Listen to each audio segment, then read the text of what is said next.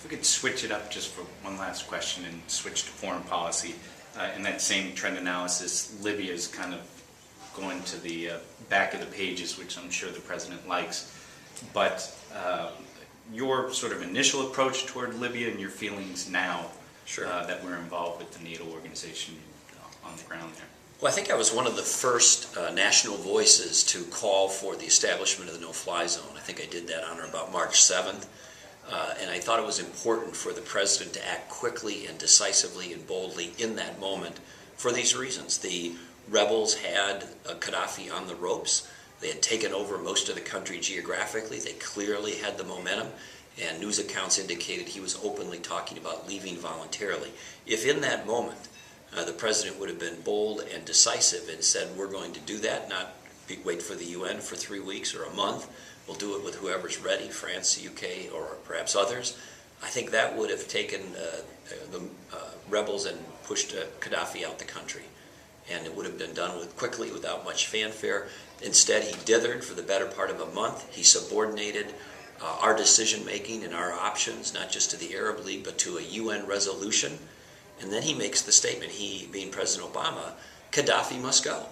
Well, if the President of the United States and the leader of the free world says Gaddafi must go, it's not an acceptable outcome to have Gaddafi linger for weeks, months, or indefinitely.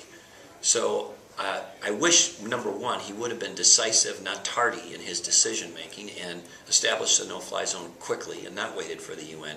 Two, I violently disagree with his decision to subordinate our American decision-making and national security options to a UN resolution to the point where his hands are tied now that he doesn't have the ability to make a Gaddafi go very easily or quickly. And three, if I were president now, I would do this. I would tell Gaddafi, you've got 7 or 10 days to leave, and then otherwise we're going to come get you. This isn't Afghanistan. This is a fairly flat, open country. And you cannot have the President of the United States, the leader of the free world, the Commander-in-Chief, say Gaddafi must go, and then have Gaddafi indefinitely thumb his nose at us. And I think President Obama has put himself and the country in an untenable situation. It's awful decision-making and commenting by him with those factors in mind. To that end, concerns regarding Syria? Well, I have grave concerns regarding Syria. Syria, of course, is run by President Assad. He is someone who allowed the harboring and transit of terrorists and jihadists through Syria into Iraq at a time when American troops were in Iraq. Those insurgents killed American soldiers. There are blood on the hands, American blood on the hands of those Syrian officials who allowed that and encouraged that to happen. President Assad houses leadership of terrorist organizations. He has supported Hezbollah, he has supported Hamas, he's aligned with Iran. And for President Obama and his administration to be duped into believing that President Assad is a quote-unquote reformer when all the evidence is to the contrary, it reflects a naive foreign policy and a naive view of what's really going on in Syria. And then to make matters worse, President Obama celebrates or elevates that relationship by returning an ambassador to Syria for the first time in a long time from the United States to Syria. And it's almost condoning or ratifying this approach and behavior in Syria, which I think is terrible. He should do this. He should recall the ambassador immediately.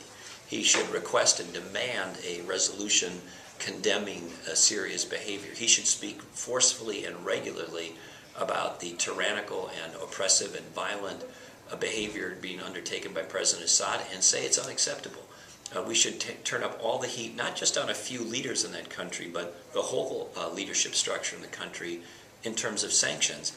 And the people of Syria who are in the streets asking for freedom, asking to be from underneath this tyrannical, awful regime, should hear from the President in clear, decisive, strong tones that we support their embrace of a more open, more democratic, more free country.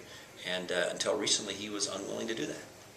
So it's fair to say that you support the royal family in pulling back their invitation to the ambassador of Syria to the wedding yesterday. Yeah, well, that's the least that they could do. It's the least they could do.